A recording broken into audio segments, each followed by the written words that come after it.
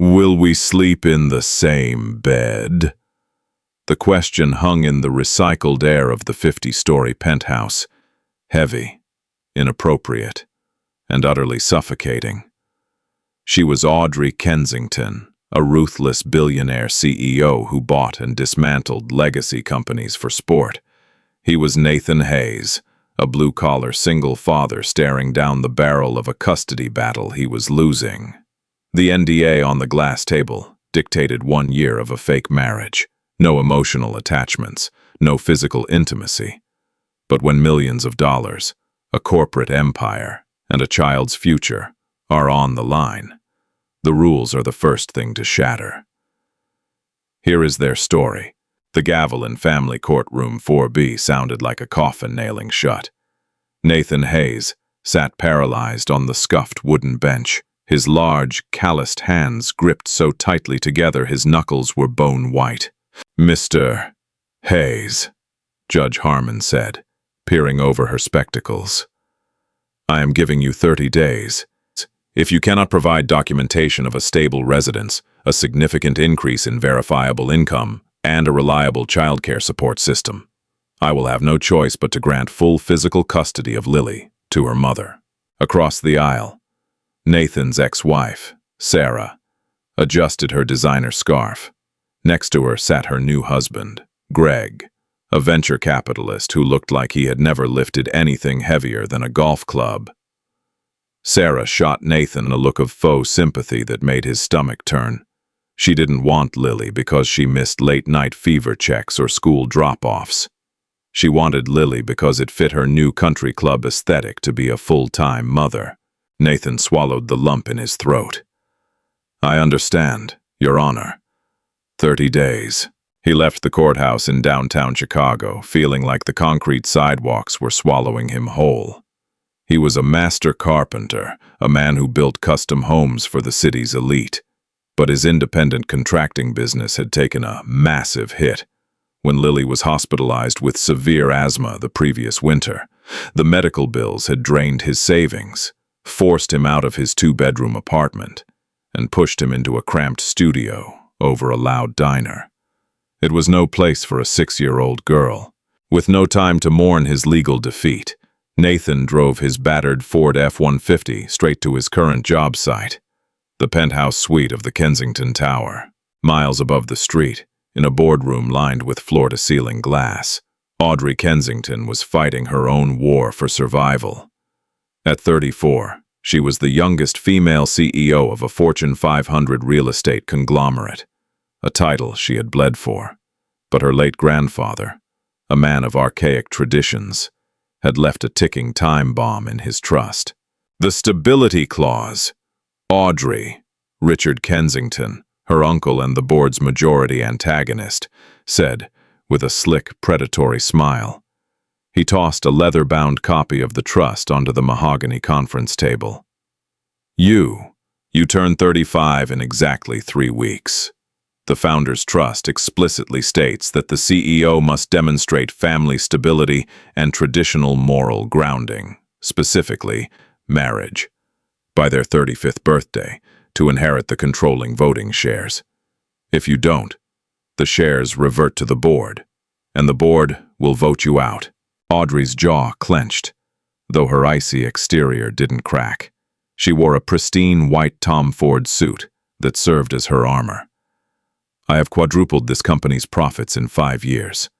Richard, the board cares about dividends, not my marital status." "The board cares about legality," Richard countered, standing up. "The bylaws are ironclad. You are unmarried, notoriously single, and wholly consumed by your work. You have 3 weeks. Audrey.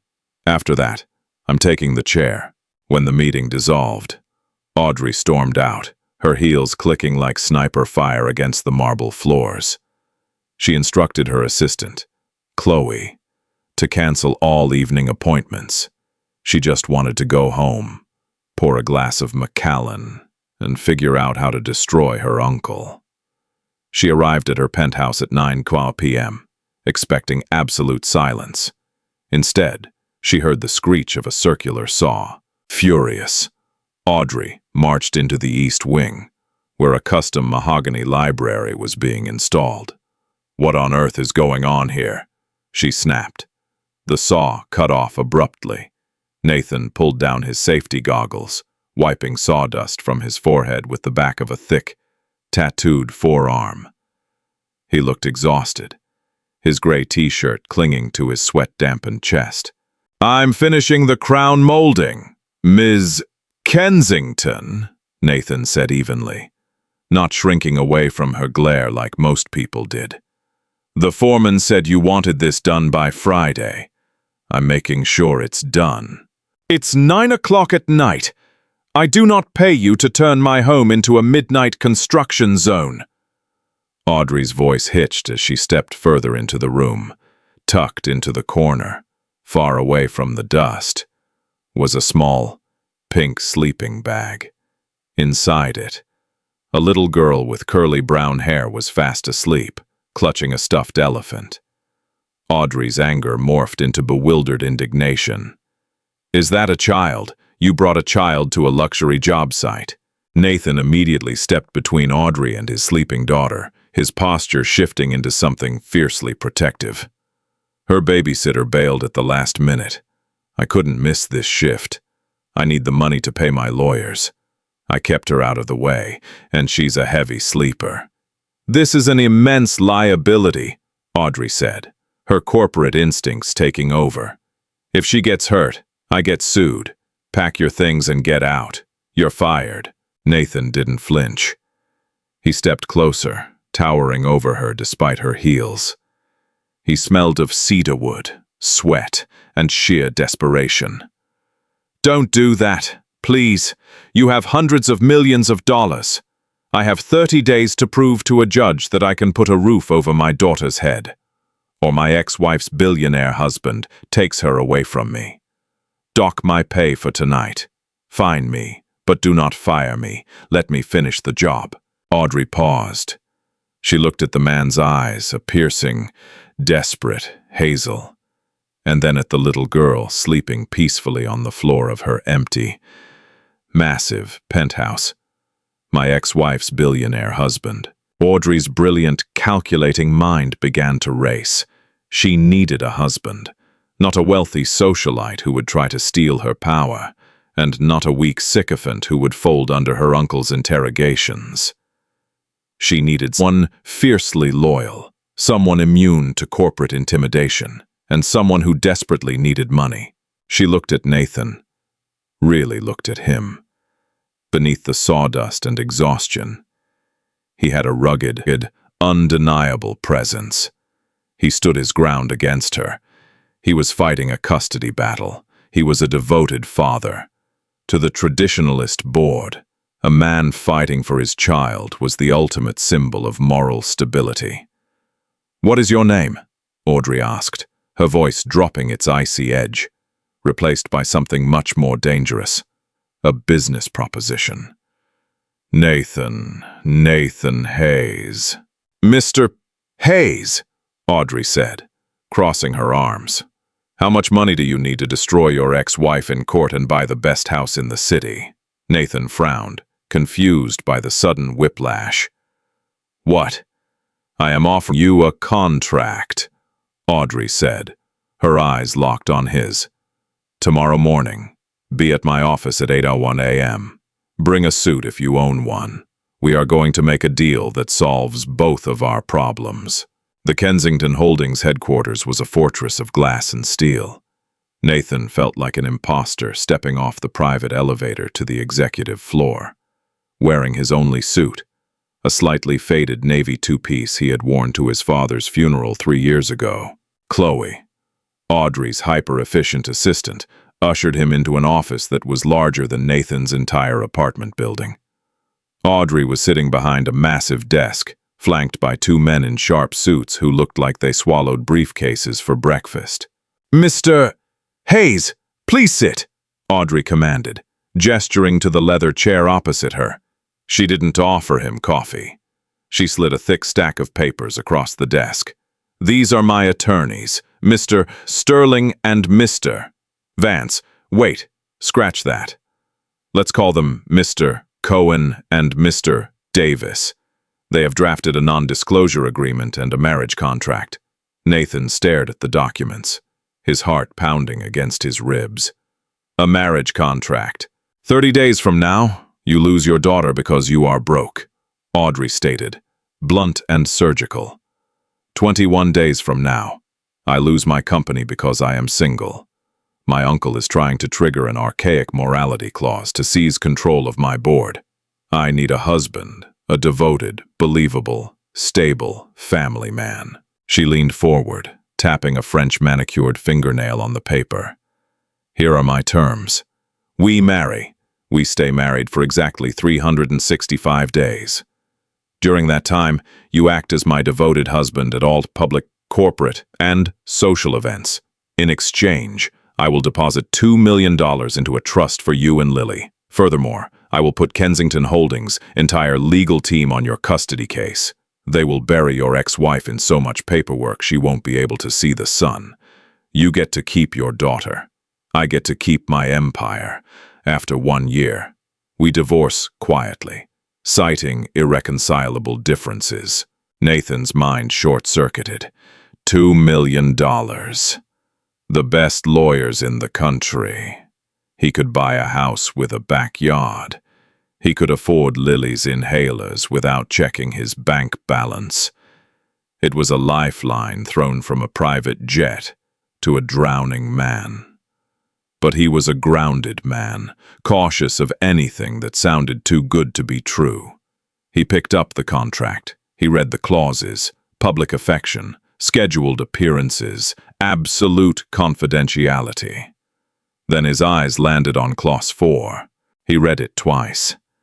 He looked up, his calloused index finger pressing hard into the paper. The office was dead silent. "Ms. Kensington," Nathan said, his voice a low, gravelly rumble. "Will we sleep in the same bed?" The two lawyers shifted uncomfortably. Audrey didn't blink, though a faint flush of color rose in her neck. "My Uncle Richard has hired private investigators," Audrey explained coldly. "He will be looking for any excuse to prove this marriage is a sham. If we maintain separate residences, or even separate bedrooms in my penthouse, a well-paid maid or a hacked security camera will expose us. Yes, Mr. Hayes, you and Lily will move into my penthouse, and to maintain absolute, airtight security, you and I will share the master suite. But let me be perfectly clear." She stood up, leaning over the desk. "It is a California king bed. There will be an invisible line down the middle. This is a transaction. I have zero interest in you romantically, and I expect you to have zero interest in me. Are we clear?" Nathan looked into her hardened blue eyes. He saw a woman terrified of losing her life's work, hiding behind a wall of money and contracts. "I just want to keep my little girl," Nathan said softly. He grabbed the gold fountain pen off the desk. He didn't read the rest. He signed his name in 3 different places. 3 days later, they were married at City Hall. There were no flowers, no music. The only witness was Chloe, who held a sleeping Lily in the back row. Audrey wore a sharp, cream-colored pantsuit. Nathan wore a brand-new, perfectly tailored charcoal suit that Audrey had charged to her black card. When the judge told him he could kiss the bride, Nathan hesitated. Audrey leaned in and quickly pressed her lips to his cheek, a dry, sterile brush of skin that smelled of expensive perfume and anxiety.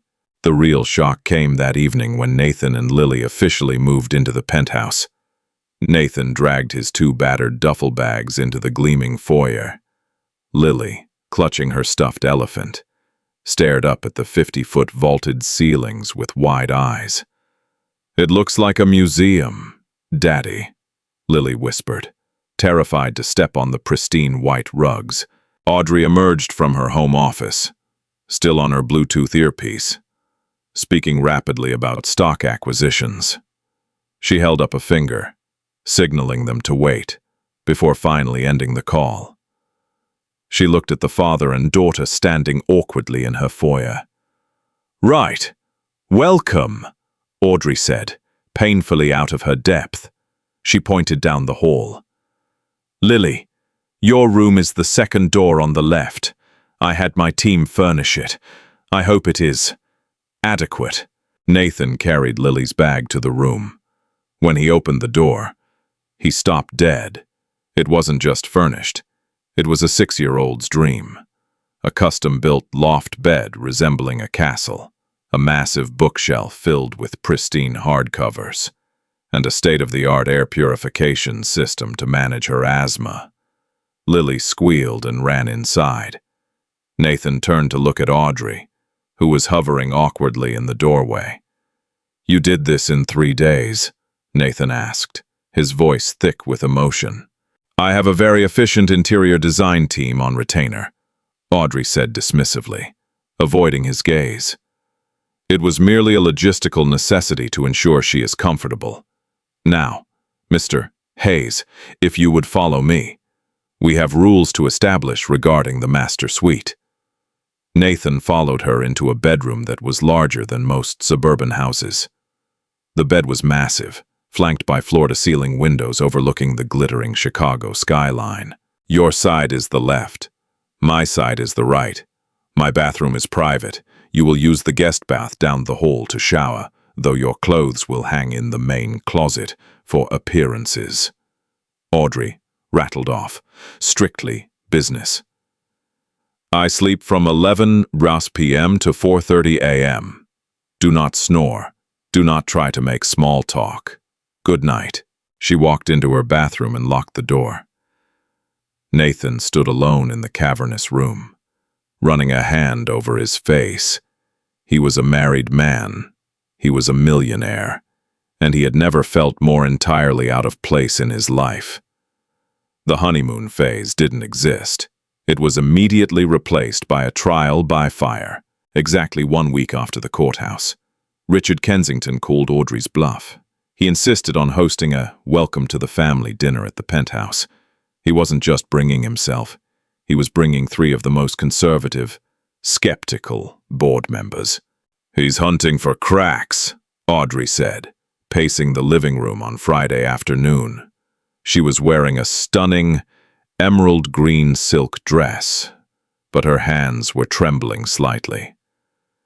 "He's going to interrogate you, Nathan. He's going to ask about your past, your ex-wife, how we met. If you stumble, if you sound like an employee rather than a husband, they will trigger an investigation into the marriage." Nathan stood by the floor-to-ceiling windows, adjusting his cuffs. Audrey had hired a stylist to dress him, but he had dismissed the man, choosing instead to wear a classic black suit with no tie, the collar of his crisp white shirt unbuttoned. He looked formidable. He didn't look like a board member. He looked like a man who owned the building the board met in. "Let him hunt," Nathan said, calmly. He walked over to her, his heavy footsteps grounded and steady. He stopped inches away from her. "You're vibrating, Audrey. You need to breathe. If you look terrified, he wins before the appetizers are served." Audrey looked up at him. It was the closest they had been since the wedding. She could see a tiny scar on his chin, the flecks of gold in his hazel eyes. "I am not terrified. I am calculating." "You're scared," Nathan corrected gently. He did something that shocked them both. He reached out and placed his large, warm hand on her bare shoulder. His thumb stroked her collarbone, a grounding, steady pressure. "I've spent my whole life dealing with rich guys who think they can step on me. I know how to handle your uncle. Just follow my lead." The doorbell chimed. The war had begun. Dinner was an exercise in psychological torture. They sat at the long dining table, catered by a private chef, while Richard held court. He swirled his wine, his eyes darting between Audrey and Nathan like a hawk looking for a dying rabbit. "So, "Nathan," Richard began, his tone dripping with condescension. "A carpenter, how quaint. Tell me, how does a man who pounds nails for a living cross paths with a woman who manages a $10 billion portfolio? It seems incredibly convenient, wouldn't you say? Right before her 35th birthday." The other board members stopped chewing. The silence was deafening. Audrey opened her mouth, her rehearsed lie about meeting at a charity gala ready on her tongue. But Nathan beat her to it. He didn't get defensive. He leaned back in his chair, swirling his own water glass, and smiled. A slow, confident smirk that made Richard's eye twitch. "It wasn't convenient at all, Richard," Nathan said, his voice deep and effortless. "It was actually a massive headache. I was renovating the library in this very penthouse. I was covered in dust, working late to hit a deadline. Audrey came in, furious that I was making noise. She looked ready to rip my head off." Audrey stared at him. He was telling the truth. "And then?" one of the board members asked. Hooked by the authenticity, Nathan reached under the table. He found Audrey's hand resting on her knee. He laced his fingers through hers, his calloused skin rough against her soft palm. The jolt of electricity that shot up Audrey's arm was completely unscripted. "And then," Nathan continued, his eyes softening as he looked at Audrey, "I saw how exhausted she was. I saw a woman carrying the weight of a massive legacy on her shoulders, fighting off sharks every single day." He glanced pointedly at Richard. "She spent her whole life having to be the smartest, toughest person in the room. I didn't care about her money, Richard. I cared that she needed someone who wouldn't ask her for anything. I wanted to be the one place she didn't have to be a CEO." He squeezed her hand. Audrey's heart hammered furiously against her ribs. He was acting. She knew he was acting. But the raw sincerity in his voice brought a sudden, stinging heat to the back of her eyes. Richard looked physically ill. The other board members murmured in approval, charmed by the rugged romance of it. The interrogation essentially died right there. Nathan spent the rest of the evening talking about the architectural integrity of the company's new commercial builds, proving he wasn't just a pretty face, but a man who understood the bones of the real estate business. By 11:01 p.m., the guests were gone. Audrey leaned against the heavy oak front door, exhaling a breath she felt she'd been holding for a week. You were brilliant," she whispered. "That story, it was perfectly executed." Nathan loosened his collar, the adrenaline leaving him. "I just told them what they wanted to hear. It's over for now." Before Audrey could reply, her phone buzzed frantically. It was Chloe. Audrey answered, putting it on speaker. "Chloe, it's late. We survived the dinner." "Ms. Kensington."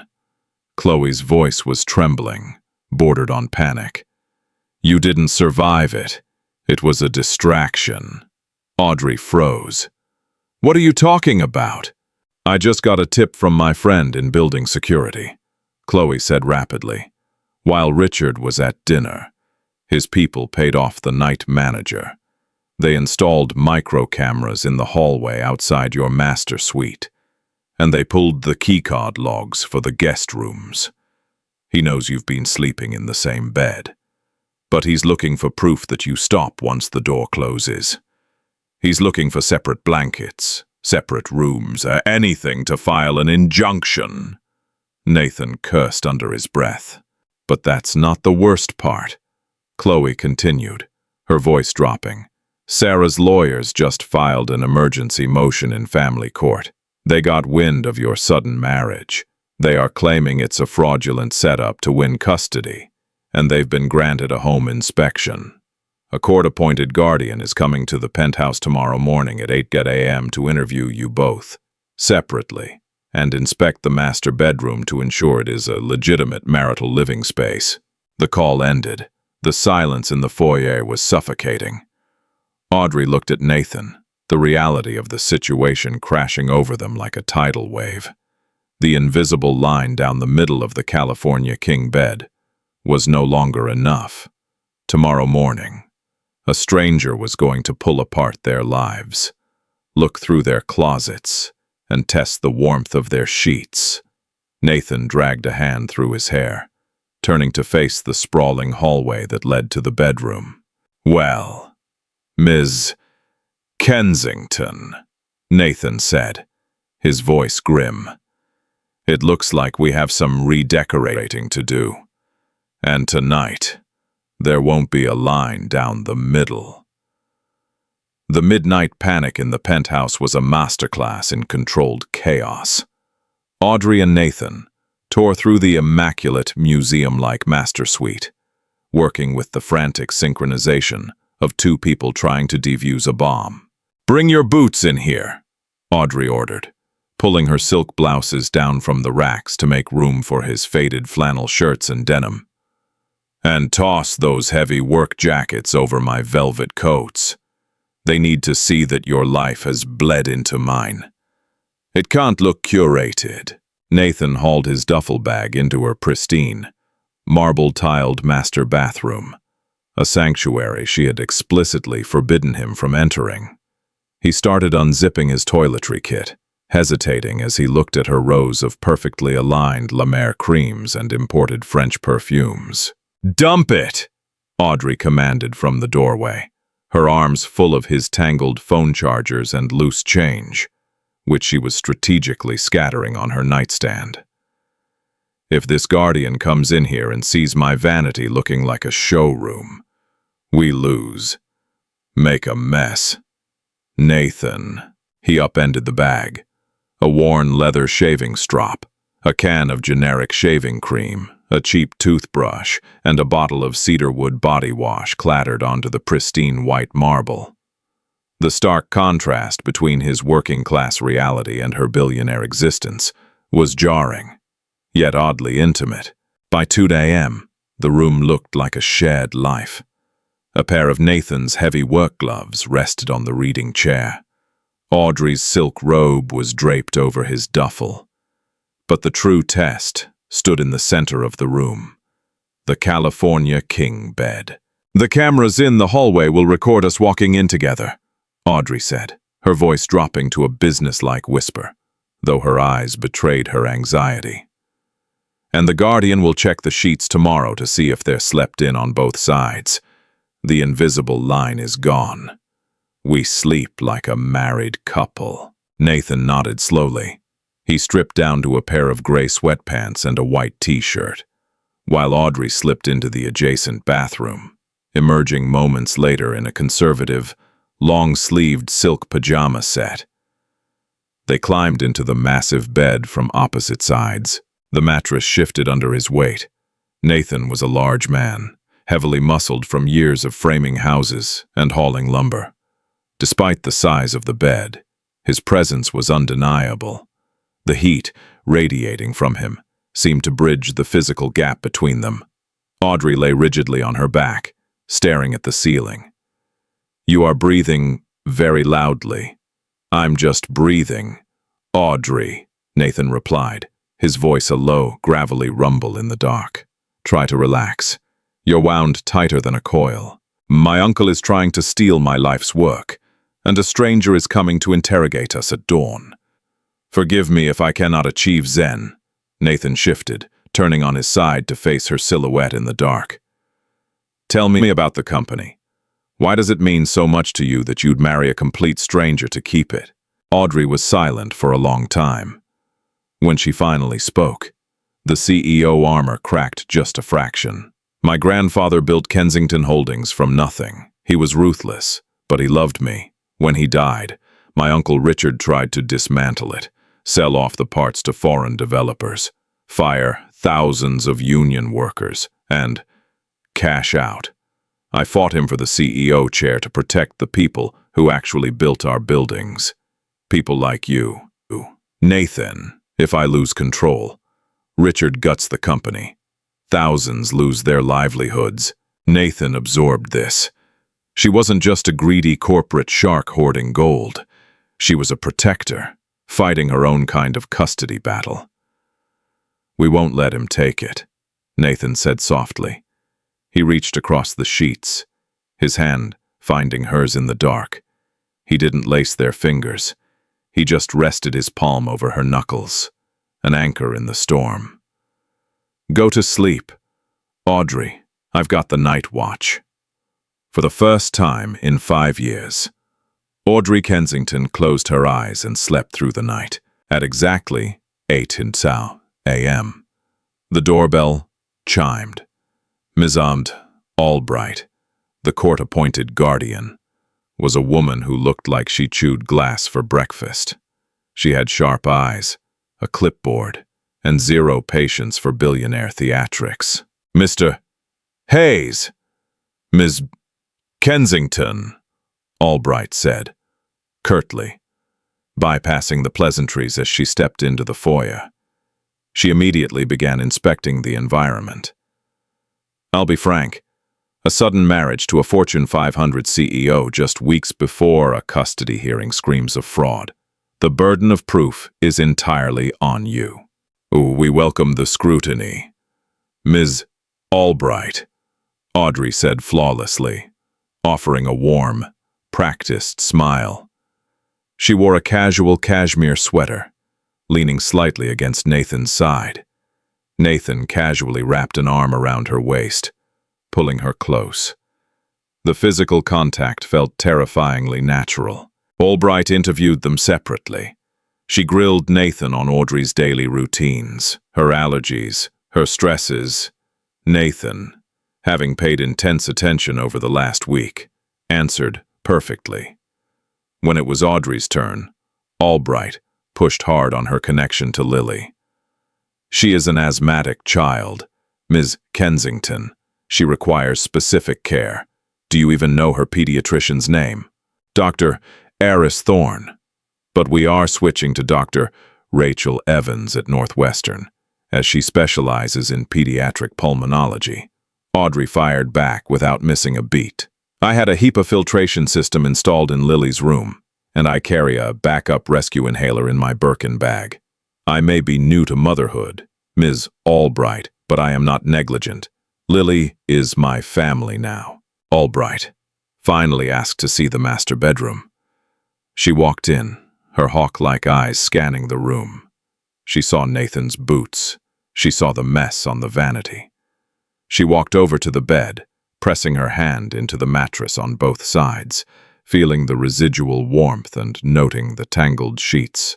She made a final note on her clipboard. "Well, it appears my initial suspicions may have been premature. I will be submitting a favorable preliminary report to Judge Harmon.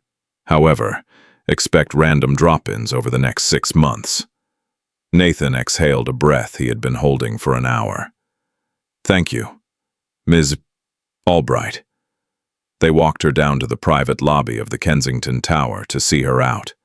But as the elevator doors parted, the victory was instantly derailed. Standing in the marble lobby, flanked by a sleazy-looking private investigator, was Nathan's ex-wife, Sarah, and her venture capitalist husband, Greg. Sarah's perfectly glossed lips curled into a vicious smirk as she saw Nathan step off the elevator with Audrey and the court guardian. "Well, isn't this a touching scene?" Sarah said, her voice dripping with venom. She stepped directly into their path, blocking the lobby doors. Greg stood behind her, puffing out his chest in a custom Italian suit, looking at Nathan with unvarnished disgust. "Sarah," Nathan warned, his jaw clenching. He instinctively stepped in front of Audrey, a physical shield. "What are you doing here? You can't ambush a court official." "I'm here because your little charade is pathetic." "Nathan," Sarah snapped, turning her attention to Ms. Albright. "Ma'am, you cannot possibly believe this is real. Look at him. He's a dirt-poor carpenter who couldn't even afford his rent last month. And her? She's a billionaire. She wouldn't look twice at a guy who has dirt under his fingernails. He is paying her, or she is paying him, to trick the court. Ms. Albright frowned, her grip tightening on her clipboard. The seed of doubt, which Audrey and Nathan had just spent the morning meticulously digging up, was being replanted. Greg stepped forward, laughing a dry, arrogant laugh. Let's be real, Hayes. You're playing dress-up. Why don't you do Lily a favor and surrender custody before we drag your new wife's reputation through the mud in the tabloids? Nathan's hands curled into fists. The insult to him didn't matter. But threatening his daughter and Audrey in one breath pushed him to the edge of violence. He took a heavy step forward, ready to physically remove Greg from the building. But before Nathan could move, a cold, manicured hand gripped his forearm. Audrey stepped around Nathan. The warm, accommodating facade she had worn for the Guardian evaporated instantly. The temperature in the lobby seemed to drop 10 degrees. This was the CEO who tore apart hostile boards for sport. She stepped directly into Greg's personal space. I suggest you lower your voice in my building, Greg, before I have my security team remove you forcefully, Audrey said, her voice deadly quiet and razor-sharp. Sarah scoffed. You can't intimidate us. We have money. Audrey slowly turned her icy gaze to Sarah. You have a venture capital fund that is currently over-leveraged by 30% in a declining tech market. Greg's primary investors are pulling back, and your country club membership is finance on credit. Do not mistake your precarious upper-middle-class illusion for real power. Greg's face went pale. Audrey had done her homework. Audrey stepped closer to Sarah, towering over her in heels. You think Nathan is beneath me because he works with his hands. Nathan builds things that last. He has more integrity in his little finger than you two possess in your entire bloodlines. He is my husband. Lily is my stepdaughter. If you ever threaten my family again, I will not just ruin you in family court. I will buy Greg's firm, liquidate its assets, and ensure you spend the rest of your life answering phones in a cubicle. Do you understand me? The silence in the lobby was absolute. Sarah was trembling. Greg took a hasty step back, terrified of the woman standing before them. Get out of my building, Audrey whispered. Sarah and Greg practically tripped over themselves, rushing through the revolving doors. Ms. Albright watched the entire exchange, her eyes wide. She looked at Audrey, then at Nathan, and finally offered a rare, genuine smile. Fierce protection of a spouse. You don't fake that. Have a good day, Mr. and Mrs. Hayes. When the Guardian left, Nathan looked at Audrey. His chest was heaving. He had spent years being stepped on by Sarah and her lawyers, and in 2 minutes, Audrey had completely decimated them to protect him. You didn't have to do that, Nathan said, his voice thick with emotion. Audrey smoothed her sweater, though her hands were shaking slightly from the adrenaline. You are my husband, Nathan, fake or not. Nobody disrespects what is mine. 3 weeks later, the night of the 35th birthday gala. The tension of the custody battle had faded into the background, eclipsed by the looming deadline of Audrey's trust. Tonight was the night. The grand ballroom of the Kensington Hotel was dripping in crystal chandeliers, white roses, and Chicago's elite. If Audrey and Nathan survived tonight without Richard proving their marriage was a sham, the voting shares officially transferred to her at midnight. Nathan stood in front of the mirror in their master suite, adjusting the cuffs of a custom Tom Ford tuxedo. He looked like James Bond, stripped of his blue-collar grit and polished into high society armor. Audrey stepped out of her dressing room, and Nathan lost his breath. She wore a midnight blue velvet gown with a plunging neckline.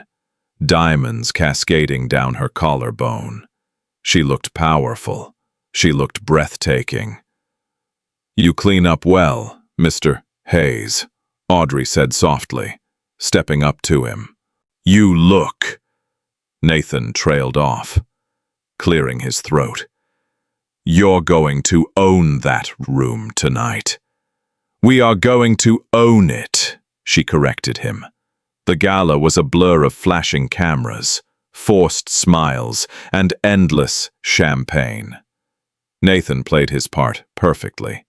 He held Audrey's waist, whispered jokes in her ear to make her laugh for the photographers, and charmed the board members with his grounded, authentic demeanor.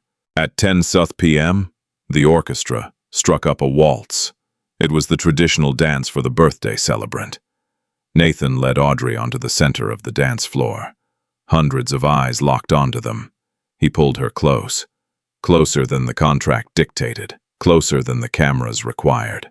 Her hand rested on his broad shoulder, his hand pressed firmly against the small of her back. "You're trembling," Nathan murmured as they began to move across the floor.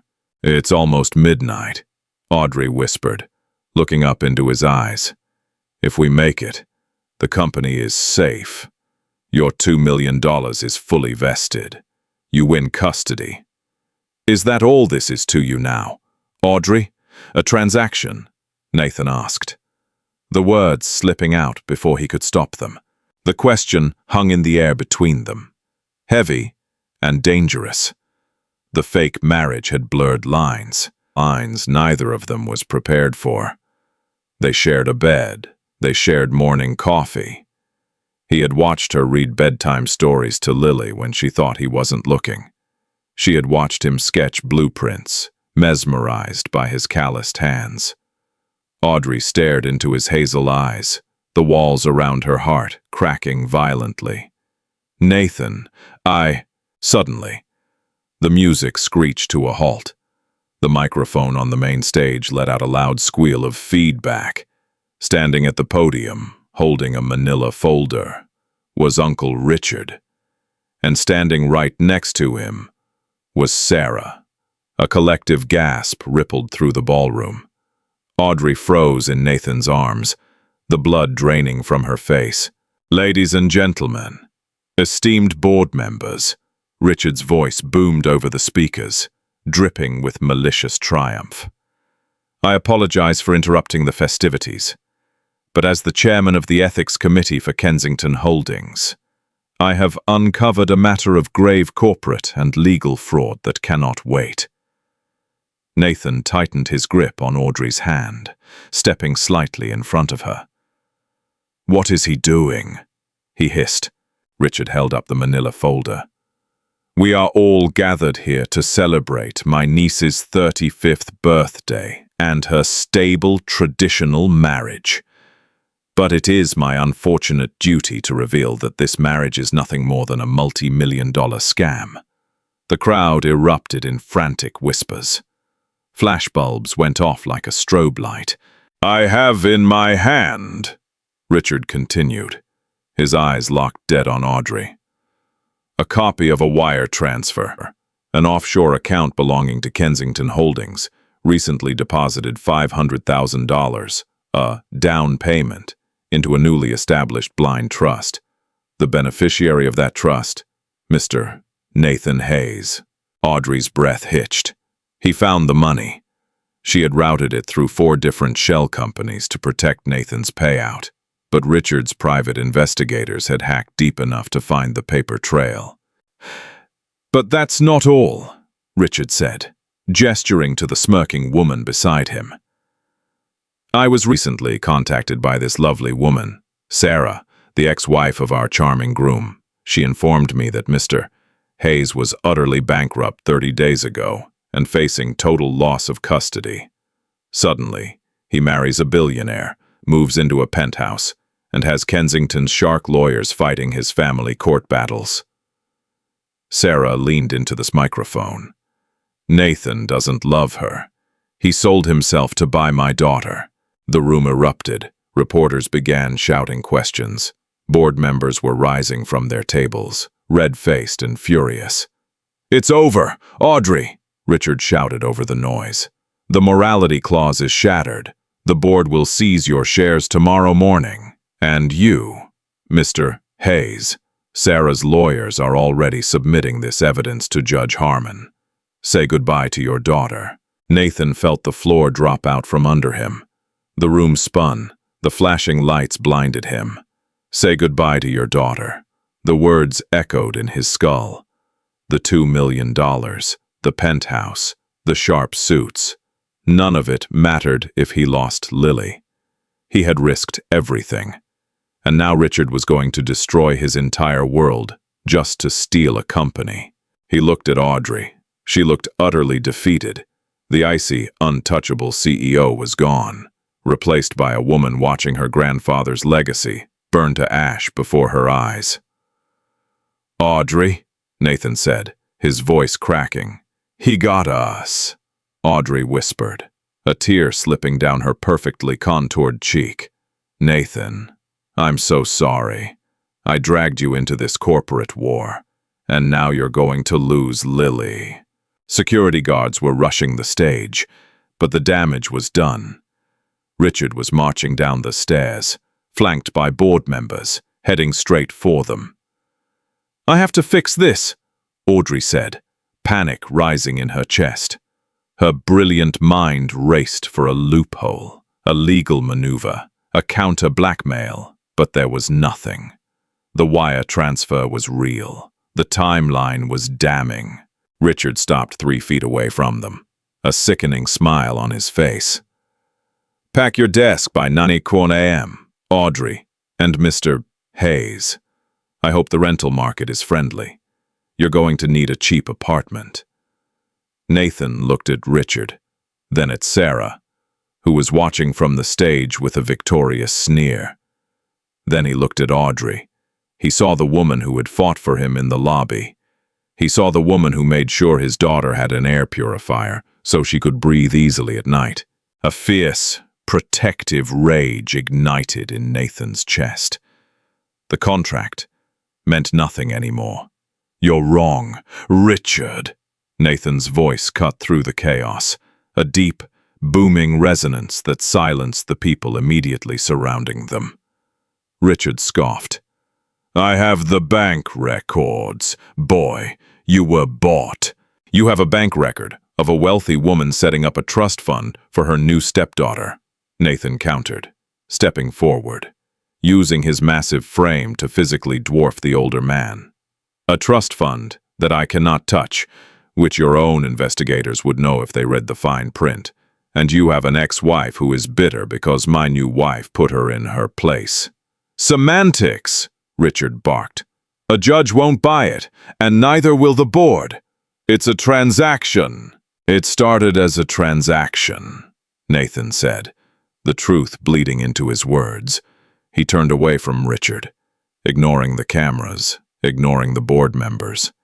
He stepped into Audrey's space, looking down into her wide, tear-filled eyes. "It started because I was desperate, and you were desperate," Nathan said softly, his voice carrying just enough for the microphones near the dance floor to pick up. "But I didn't fall in love with a bank account, Audrey. I fell in love with a woman who builds empires but still worries if my daughter has her stuffed elephant before bed. I fell in love with a woman who fought my battles when I was too tired to fight them myself." Audrey's heart stopped. She stared at him, searching for the lie, searching for the acting. But his hazel eyes were stripped bare. The vulnerability in his gaze was entirely, overwhelmingly real. "Nathan," she breathed. He didn't give Richard or the board a chance to process his words. Nathan reached out, cupping Audrey's face with his large, warm hands. He pulled her flush against his chest and kissed her. It wasn't the dry, sterile brush of lips from the courthouse. It was a desperate, consuming, fiery kiss that shattered every rule in their NDA. Audrey gasped against his mouth, her hands flying up to grip the lapels of his tuxedo as she kissed him back with equal ferocity. The noise of the ballroom, The shouting reporters, Richard's furious protests, the murmuring board, faded into complete silence. There was only the heat of his hands, the scent of cedar wood, and the overwhelming realization that the fake marriage had been real for weeks. When Nathan finally broke the kiss, resting his forehead against hers, they were both breathless. The cameras were still flashing wildly. Nathan turned his head slightly, locking eyes with Uncle Richard, who stood completely speechless. "You want to take this to a judge, Richard," Nathan said, his voice a low, lethal promise. "Go ahead. Put us on the stand under oath. We will swear to God that this marriage is real, because it is. And if you ever try to threaten my wife or my daughter again, I won't need a lawyer to deal with you." The ballroom was dead silent. The board members exchanged uncertain glances. The sheer, unadulterated passion of the kiss had shaken their certainty. You couldn't fake that kind of fire. Audrey straightened her posture, the CEO armor clicking back into place. But this time, it was fortified by the man standing beside her. She looked at her watch. "It is 12:01 a.m., Audrey announced, her voice ringing out like a bell of doom for her uncle. "I am 35. The stability clause is fulfilled. The voting shares are legally mine. Richard, you are officially fired. Security, escort my former uncle and his guest off the premises." The ride back to the penthouse in the back of the Maybach was suffocatingly quiet. The adrenaline that had fueled their fiery, unscripted kiss on the dance floor had evaporated, leaving behind a terrifying new reality. They had won the company. Richard was out, but the lines of their carefully constructed NDA were not just blurred, they were incinerated. When the private elevator doors chimed and opened into the penthouse, Audrey kicked off her diamond-encrusted heels. She walked over to the floor-to-ceiling windows, looking out over the glittering expanse of Chicago. She was the undisputed, uncontested CEO of Kensington Holdings. She had everything she ever wanted. So why did her chest feel like it was caving in? Nathan took off his tuxedo jacket, tossing it over the back of a leather armchair. He walked over to the wet bar, poured 2 glasses of scotch, and brought one to Audrey. She took it, their fingers brushing. The static shock of the contact made them both flinch. "You didn't have to do that," Audrey said softly, her voice barely a whisper against the glass pane. "The kiss, the declaration. You put a massive target on your back to save me." "I didn't do it just to save you," Nathan replied, his voice heavy with the exhaustion of the night. He stepped closer, close enough that she could smell the cedar wood and the scotch on his breath. "I told the truth. Audrey, every word I said to Richard up there. I'm done pretending that this is just a contract." Audrey closed her eyes. The terrified, vulnerable woman beneath the corporate armor wanted to fall into his arms, to let him carry the weight of the world for just one night. But her analytical mind was already spiraling into the legal ramifications. "Nathan, you don't understand how dangerous Richard is," she said, turning to face him. Her blue eyes were wide with genuine fear. "He is humiliated. He lost his chair, his income, and his pride. Men like my uncle do not just walk away. If he cannot take my company, he will try to take the one thing that will break us both." Nathan's jaw tightened.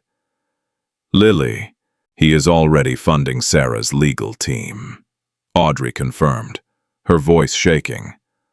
Chloe intercepted an email from his former assistant. "Richard has retained the most vicious family law firm in the state for your ex-wife. They are going to use the wire transfer, the offshore account. Everything they can to prove to Judge Harmon that I bought you. If they convince the judge, you lose custody forever. I can't let my mess cost you your daughter." Nathan set his glass down on the side table with a sharp clink. He didn't back away. Instead, he reached out, gripping Audrey by the shoulders, grounding her spiraling panic. "Listen to me," Nathan commanded, his hazel eyes fierce and unyielding. "I spent my entire life playing defense, letting my ex-wife dictate my worth, letting wealthy clients treat me like dirt. Not anymore. We are in this together. If Richard wants a war in family court, we give him one. But I need to know something right now. Audrey, no contracts, no NDAs." He tilted her chin up, forcing her to look at him. "Are we real?" The walls Audrey Kensington had spent a lifetime building finally shattered. She dropped her Scotch glass. It shattered on the hardwood floor, amber liquid pooling over the expensive rugs. But neither of them cared. She reached up, tangling her hands in his hair, and pulled him down to her lips. It was a kiss, devoid of cameras, devoid of board members, and devoid of strategy. It was an admission of a truth they had both been too terrified to speak. "We are real," Audrey breathed against his mouth. The next morning, the illusion of a peaceful Sunday was shattered by a phone call. It was Cohen and Davis, Audrey's lead attorneys. "Ms. Kensington," Cohen's voice crackled through the speakerphone as Nathan and Audrey sat at the kitchen island, drinking black coffee. "Judge Harmon has moved up the custody hearing. It's no longer in 30 days. It's tomorrow morning at 9:00 a.m. Sarah's lawyers filed an emergency injunction claiming immediate endangerment due to corporate fraud.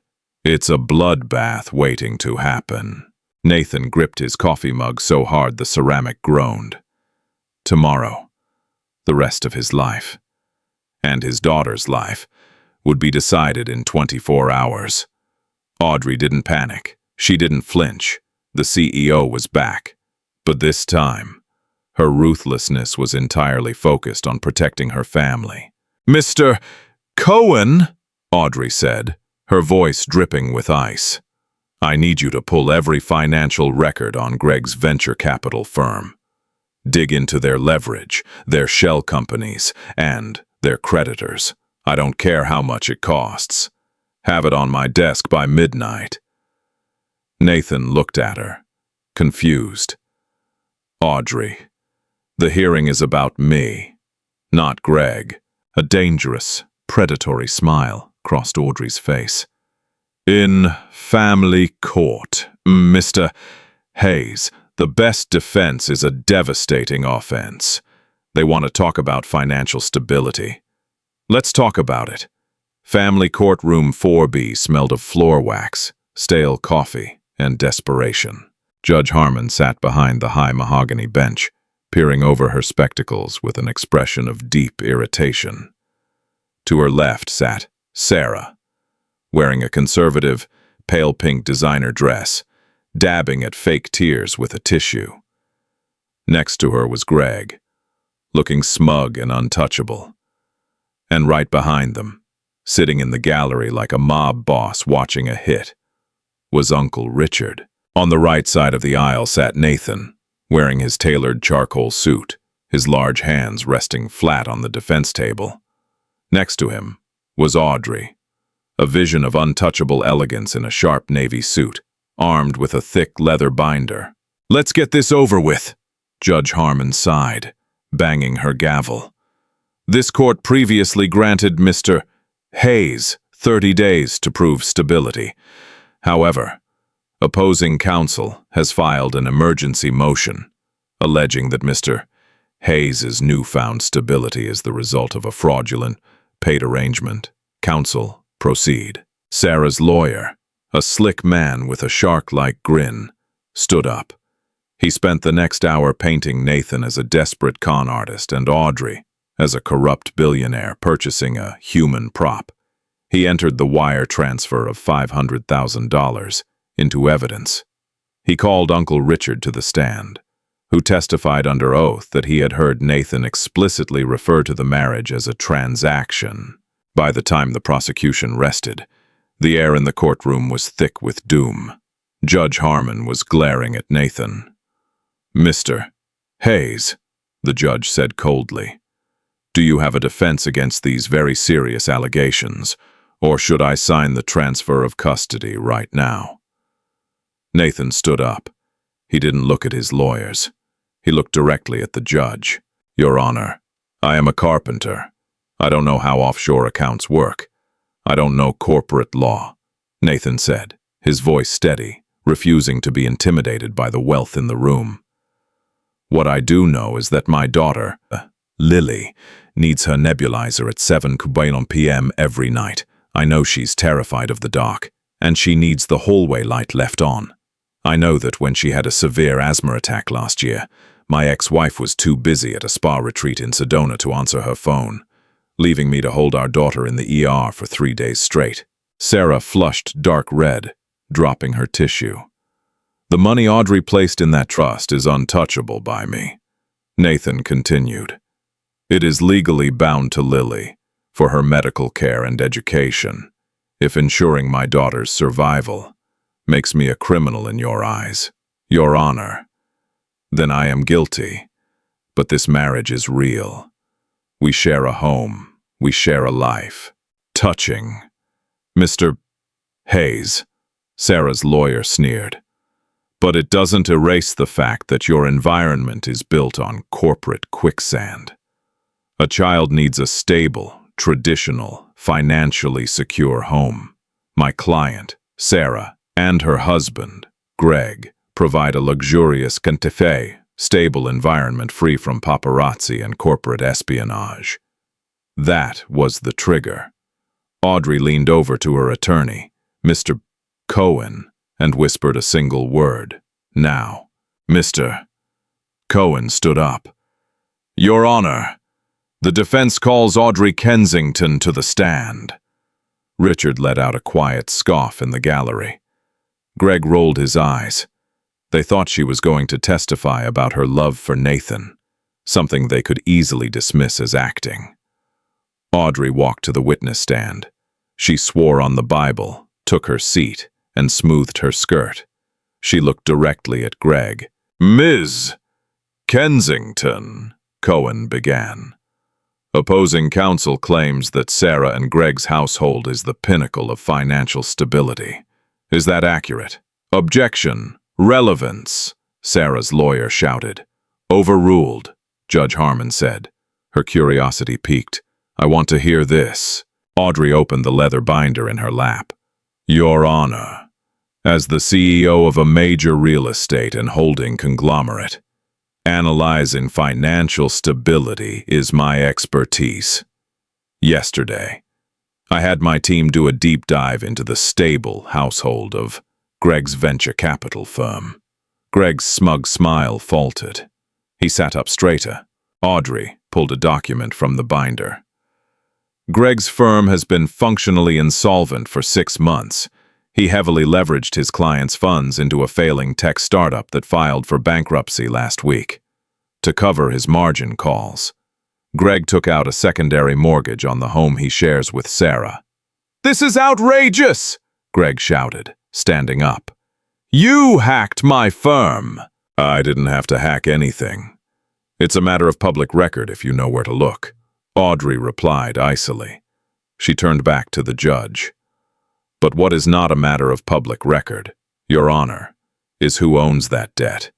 When a venture capital firm defaults on secondary loans, that debt is often sold to holding companies for pennies on the dollar." The entire courtroom went dead silent. Richard stopped breathing. Audrey pulled out a final, watermarked document and held it up. "At 4 a.m. this morning, Kensington Holdings purchased the entirety of Greg's outstanding debt. We are now his primary creditors.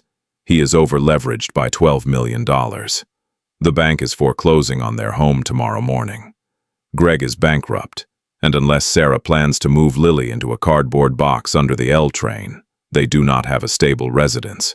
Sarah shrieked, turning to violently shove Greg.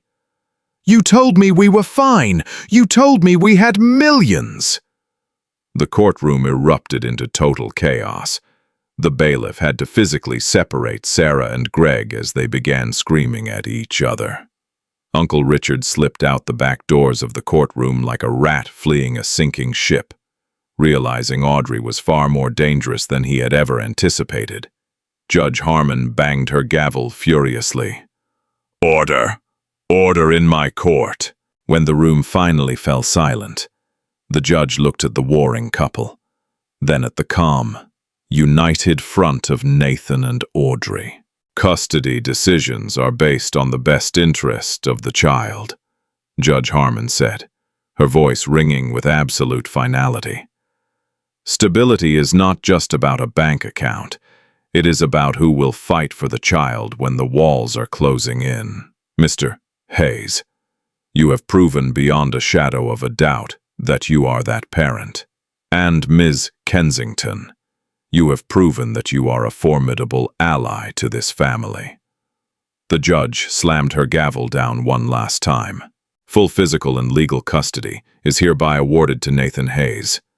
Case closed. Nathan buried his face in his hands, letting out a fractured sob of sheer relief. Audrey wrapped her arms around him, burying her face in his neck, completely ignoring the bewildered stares of the lawyers. They had won. It was finally over.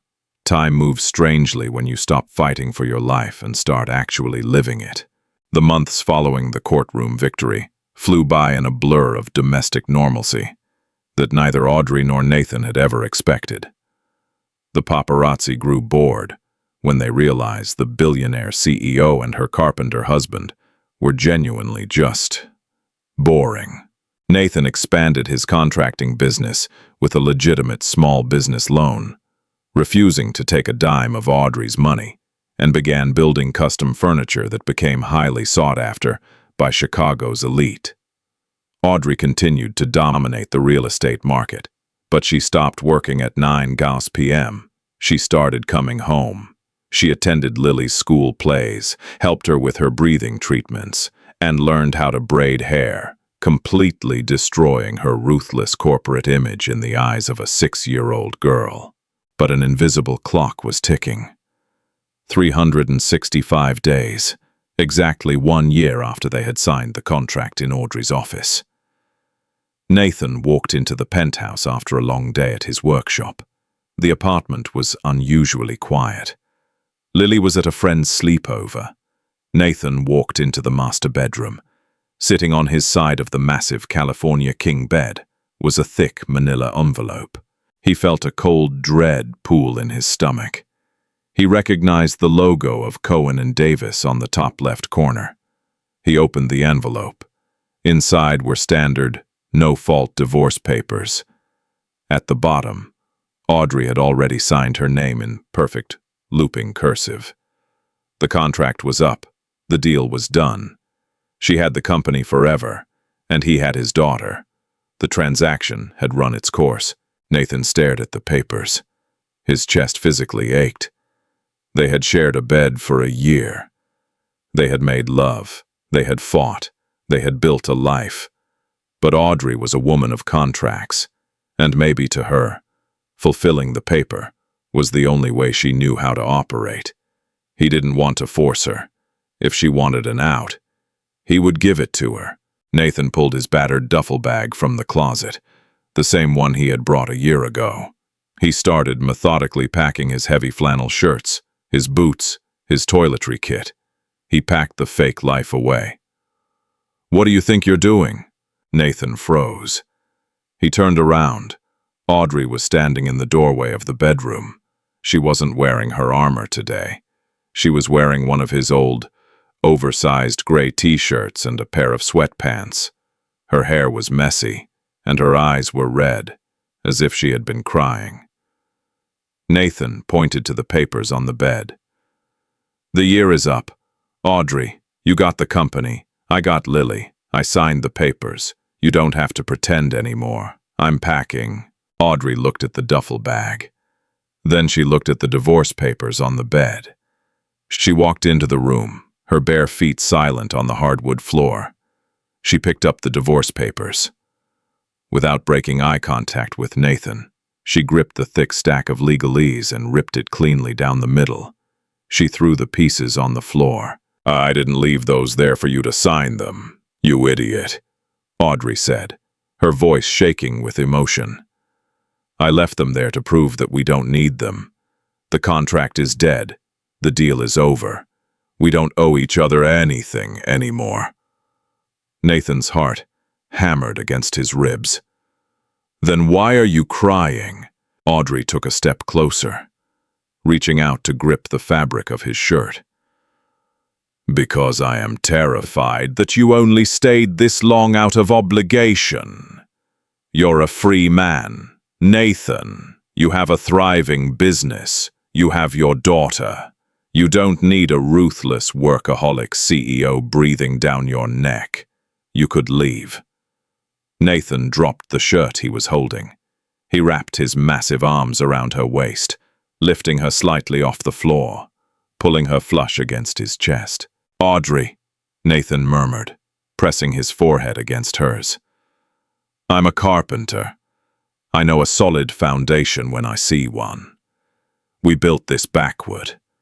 We started with the worst parts of ourselves, the desperation, the secrets, the battles, and we survived it.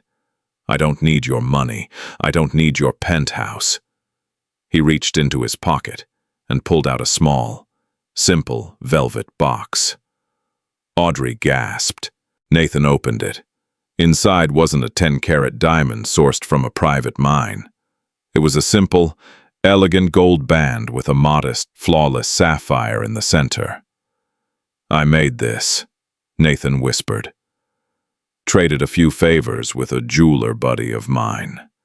It didn't cost $1 million. It doesn't come with an NDA. And it certainly doesn't come with an invisible line down the middle of the bed." Tears spilled freely down Audrey's cheeks. I'm asking you a new question. Audrey Kensington," Nathan said, dropping down onto one knee, looking up at the billionaire who had stolen his heart. "Will you stay married to me? For real this time?" Audrey looked at the man who had fought for her, protected her, and loved her when she was nothing more than a corporate shark drowning in her own ambition. She didn't hesitate. "Yes!" she choked out, pulling him up from his knee and kissing him with the fierce, undeniable passion of a woman who had finally found her home. "Yes, Mr. Hayes. For real." That night, in the sprawling penthouse overlooking the Chicago skyline, there were no lawyers, no private investigators, and no impending courtroom battles. There was only a husband, a wife, and the beautiful, messy, undeniable reality of a love that defied every rule in the book. In a world driven by wealth, status, and corporate greed, Audrey and Nathan proved that true security cannot be bought or negotiated in a boardroom. It is built, day by day, through unwavering loyalty and the courage to strip away our armor. They started as a transactional lie, a desperate single father and an embattled billionaire CEO. But through the fires of betrayal and custody wars, they forged a bond more ironclad than any contract. Sometimes, the most beautiful love stories don't start with a fairy tale romance. They start with a desperate deal, a shared enemy, and a massive leap of faith. If Nathan and Audrey's relentless fight for family and true love kept you on the edge of your seat, hit that like button right now. Share this incredible story with someone who needs a reminder that real love conquers all. And don't forget to subscribe to the channel for more epic real-life drama stories every single week. Drop a comment below. What would you have done if you were in Nathan's shoes? See you in the next video.